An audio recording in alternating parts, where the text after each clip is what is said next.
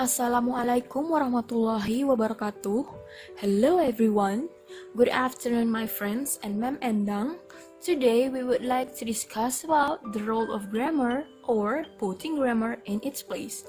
My name is Gina Oktaviana, will be the first speaker. Muhammad Abdurrizal will be the second speaker and Nikmatul Farikhah will be the third speaker. In this section, we will discuss 7 points. There are: learning does not become acquisition, the place of grammar, the effects of learning, other effects of conscious rules, presentation of rules, notes on error correction, and grammar as subject matter. Learning does not become acquisition. SLA teaching and learning activities should focus more on the acquisition, where something that has been learned must be absorbed by the human subconscious mind. In this section, we will discuss the rules of conscious learning or grammar in SLA. According to the monitor model for performance, conscious learning acts as an editor, as a monitor, correcting the errors, or rather what the performer perceives to be errors, in the output of the acquired system. This can happen before the sentence is spoken or written, or after. Conscious knowledge of rules is therefore not responsible for our fluency. It doesn't initiate utterances. Theory does not directly predict that learning needs to precede acquisition. There are very good reasons for maintaining this position that emerge from observing second language performers. First, acquisition in cases when learning never occurred. Second language learners tend not to know the rules or grammar consciously and never use them. So, in this case, there are students who understand and use the language but without clearly understanding the rules or grammar of the language. For example, in this conversation, do you think of grammar rules? Do you think should I have used the present tense here or would the present continuous be better? I don't refer to the books and all that, I just refer to this, my judgment and sensing if I'm writing it right or wrong, because I really don't know what will exactly how the grammatical rules work out. And the next conversation, do you think grammar rules are useful? Useful? Yeah, when you want to write they are very, very useful. But you don't use them when you write. Yeah, I know, I don't use them. I don't know how to use them. Pengguna bahasa tersebut tidak mengerti dengan tepat penggunaan grammar dan tenses yang tepat, tapi hanya menggunakan feeling, menebak-nebak apakah ini sudah cocok, sudah benar atau tidak penggunaannya dalam bahasa tersebut, tetapi tidak tahu dengan pasti aturan tenses dan grammar yang digunakan. Ini terjadi secara alami, di mana pelajar hanya menyerap bahasa tanpa mempelajari bahasa tersebut dengan lebih mendalam. Contoh lagi, banyak orang dapat berbicara bahasa Inggris, tapi jika diminta untuk menjelaskan grammar atau tenses bahasa Inggris secara rinci, terkadang mereka tidak dapat menjelaskannya, dan percakapan tersebut terjadi secara alami. Second, we also see learning that never seems to become acquisition. Many ESL performers who may already know the rules or grammar and have practicing them for years also often make simple and common grammar mistakes. For example, Tommy, seorang mahasiswa jurusan bahasa Inggris yang lulus dengan predikat cum laude, yang bahasa Inggris tertulisnya sudah seperti native speaker, tapi di percakapan santai terkadang masih salah grammarnya, walaupun si Tommy tahu kalau itu salah, tapi terkadang masih sering tidak sengaja mengulangi kesalahannya. Thus, even well learned, well practiced, rules may not turn into acquisition. Next, the best learners master only a small subset of the rules of a language. A third reason for doubting that acquisition requires previous learning is the fact that even the best learners master only a small subset of the rules of a language. Acquisition often precedes learning. Sometimes, we often learn certain rules before we get them, and this gives us the illusion that learning actually caused the acquisition. And vice versa, learning sometimes precedes an acquisition, Kadang-kadang akuisisi mendahului pembelajaran, tapi jika inputnya dapat dengan mudah dipahami, begitu juga sebaliknya, pembelajaran juga seringkali mendahului akuisisi. A rule that is eventually acquired may have been, at one time, learned only. The place of grammar. Grammar for monitor use when the monitor is used. One of the conditions for using a monitor to be successful is time. It takes time to consciously process and apply the rules. In conversational activities, sometimes it takes time to apply language rules in a conversation. There are two risks that may occur when someone tries to apply rules in conversation. First, someone takes a long time to think before speak. Thinks of the right rules to use, and finally, what is said becomes stuttering and difficult to understand. Second, we are busy composing words while the other person is talking. This might reduce grammar mistakes, but sometimes you don't pay attention to what the other person is talking about. Second, what can be monitored? This following circle will represent all the rules of a well-described language, such as English. The second, Circle B, represent all the rules of English that the best linguists know or have succeeded in describing. Circle B ini merepresentasikan bahasa Inggris yang dikuasai oleh para scholars seperti Noam Chomsky, Skinner, Karl Marx, and other scholars. The third circle, Circle C, represent what the applied linguist knows. Circle C ini cocok untuk para ahli bahasa karena para ahli bahasa yang lebih sering mempelajari dan menghabiskan waktu untuk penemuan teori-teori baru dalam bidang kebahasaan, dan ini juga merupakan pekerjaan utama sebagian besar dari ahli bahasa. The first circle, Circle D, represent all the rules that the most knowledgeable language teachers know. Circle ini cocok untuk para guru bahasa karena guru bahasa memiliki peranan yang sangat penting selain mempelajari penerapan ilmu bahasa. The fifth circle, Circle E, represents the number of grammar rules that the best teachers actually teach. Circle E merepresentasikan tata bahasa atau grammar yang diajarkan oleh guru kepada muridnya. The last circle, Circle F, represents all the rules that the best students actually succeed in learning. Circle F ini merepresentasikan apa yang berhasil dipelajari dan diserap oleh siswa serta dapat mengaktualisasikannya. What can be monitored next? Incompetent monitor use. The performer who thinks she or he knows the rules but has them, or at least many of them, wrong.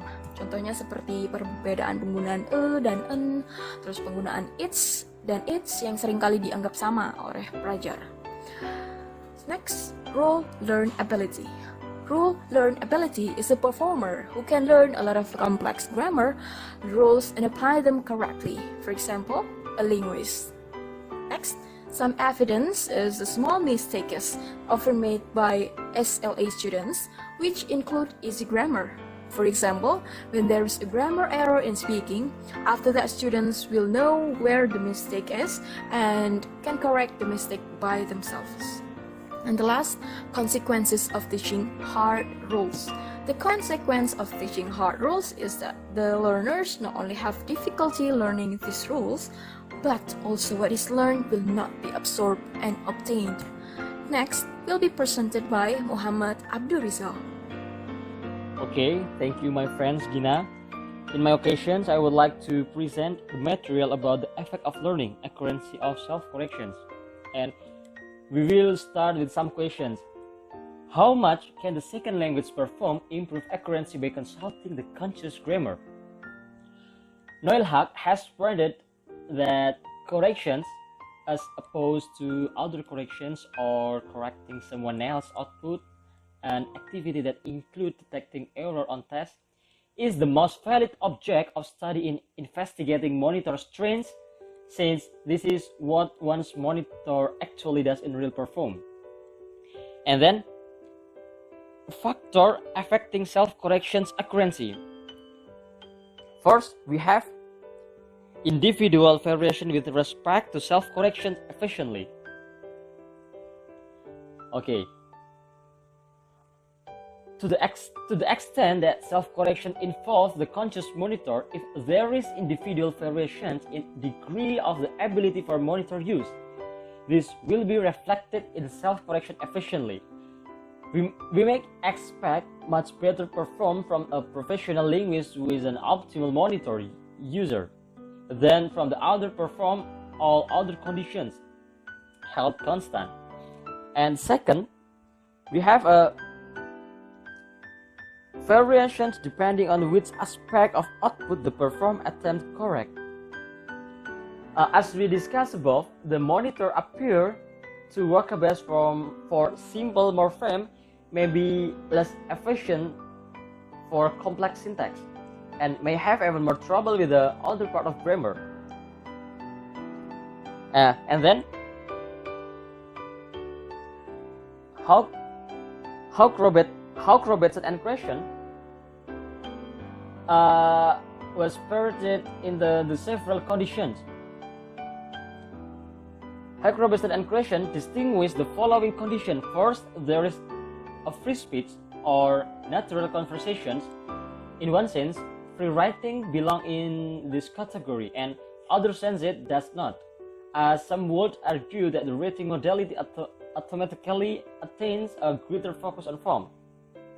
In free speech, self-correction is up to the performer, and there is no special focus on form.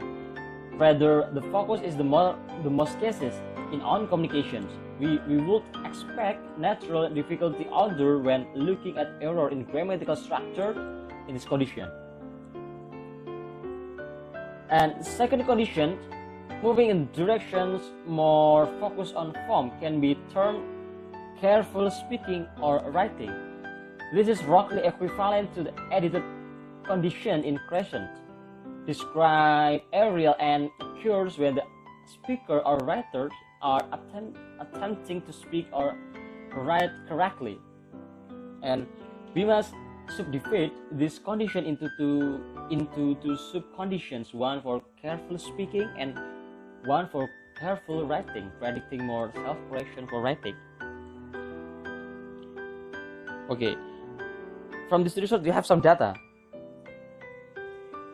The data with two exceptions all deal with university level ESL students who we expect have been exposed to a fair amount of formal instruction in English grammar.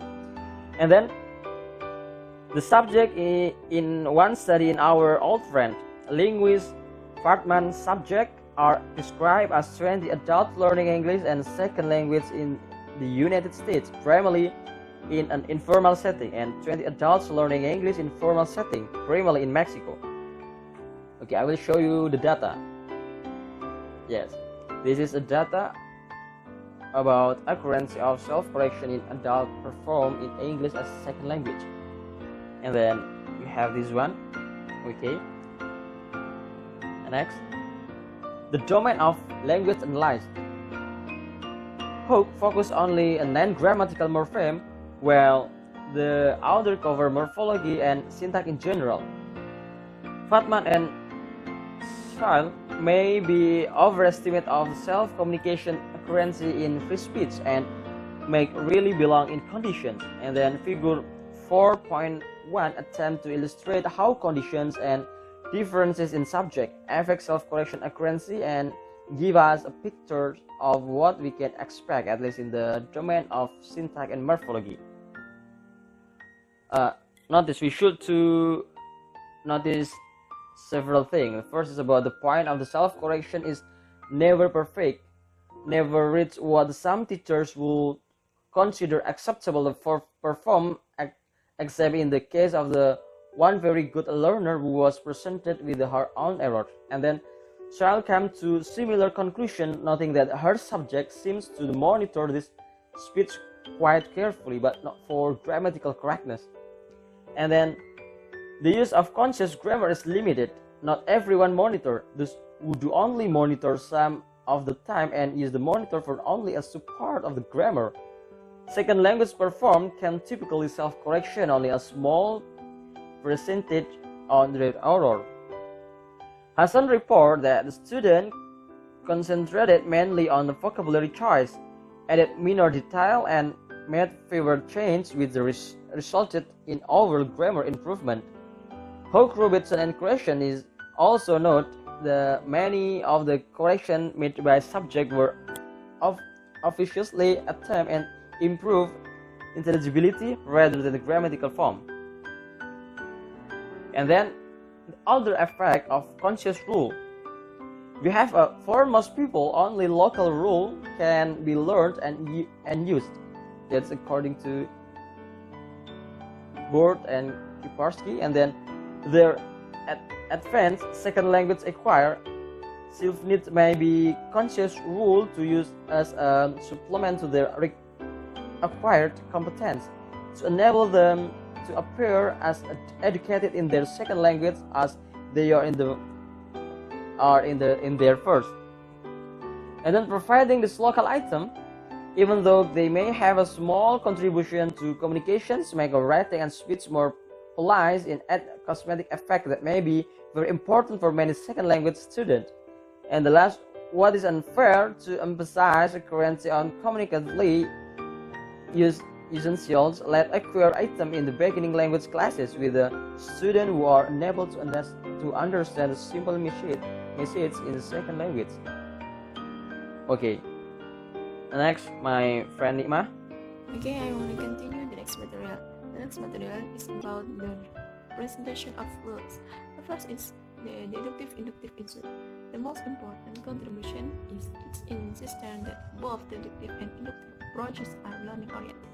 The practice used for practice of deductive or rule searching or inductive will not be optimal in preferred acquisition, since the student focus will be primarily on form rather than on the message.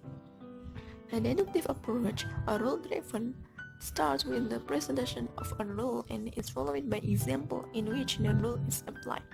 And then, an inductive approach or rule discovery starts with some example from which a rule is inferred. Jadi, deduktif itu dimulai dari yang general ke spesifik, sedangkan induktif itu dimulai dari spesifik ke general. Misalnya, contohnya di deduktif itu kita memberikan rumus lebih dahulu, kemudian kita berikan contoh dari rumus tersebut, misalnya contoh kalimat yang menggunakan rumus tersebut.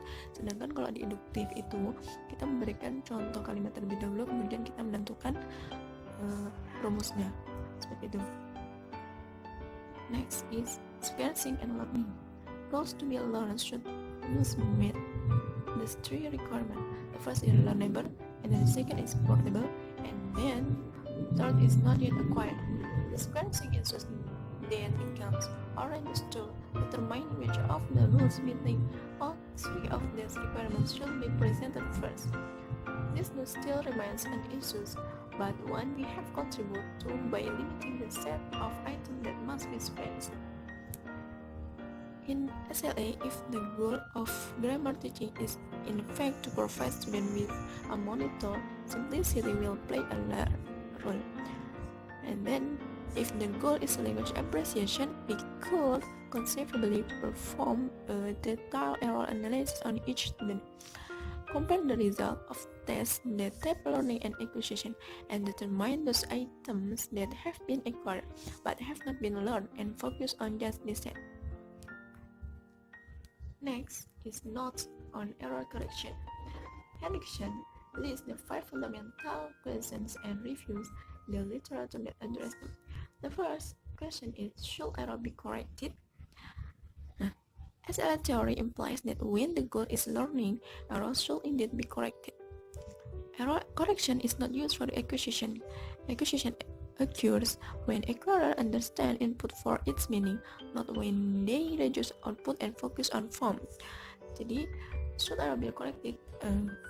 Ini ketika dia itu tujuan untuk pembelajaran, maka error tersebut harus dibenarkan. Sedangkan kalau hanya untuk pemrograman bahasa, maka error tersebut tidak wajib untuk dibenarkan. Karena yang dinilai dari pemrograman bahasa itu ketika seorang itu paham makna yang diucapkan tersebut. Jadi bukan ketika menghasilkan output tersebut dan fokus pada formnya. Next, if so, when should error be corrected? Jadi, number 2, if error correction aims at learning, should be correcting the errors. And then number 3, which learner errors will be corrected. The first is we should correct grammar errors, and then second is errors that are the most stigmatized, and then number 3, errors that occur most frequently. Next, how should learner errors be corrected? First is providing the correct form or direct correction, jadi pembenaran yang secara langsung. Kemudian the discovery inductive approach, jadi seperti tadi yang induktif tadi, berikan contoh terlebih dahulu, kemudian tentukan dari rumus tersebut untuk memperbaiki errornya. Okay. Who should correct learner's error? Of course, in learning process, who should correct learner errors is teacher. Next is second language acquisition theory predict that error correction will show positive result only if the following conditions are met. First is errors corrected are limited to learnable and portable rules. And second is errors are corrected under conditions that allow monitor use. This will give the learner time to reconsider the rule that was violated. And then number 3 is source evaluating the efficiency of error correction are administered under conditions that allow monitor use to allow the learner time to refer to his or her conscious knowledge. And then the last subject is monitor user. Example, they are not under users of the monitor. Then next section about grammar as subject matter. In one case, teaching grammar as a subject will result in language learning. In these lessons, acquisition happens when students are interested in the subject matter grammar. When this happens, both teachers and students are persuaded that for second language acquisition, the study of formal grammar is important, and the teacher is skilled in providing explanation in the target language so that the student understand. In other words, the teacher talks, the student's conscious effort are usually on the subject matter, what is being talked about, and not the medium. In effect, both teachers and students are deceiving themselves. They believe that the study of grammar that is responsible for the student's progress in SLA, but in reality, their progress is coming from the medium and not. Again, the next section is conclusion. The first is many SLA students can only use English in daily activities and conversation without knowing with certainly the rules of language or grammar that exist and are used in that language. Number 2, the accuracy of self-correction is influenced by the individual and the choice of output attempts to correct.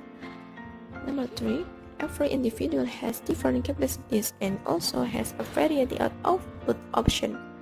Therefore, we cannot compare which one good and bad.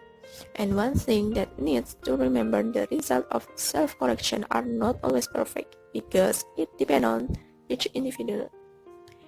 And then the last, in grammar, rules can be presented deductively, inductively, and sequentially and learning.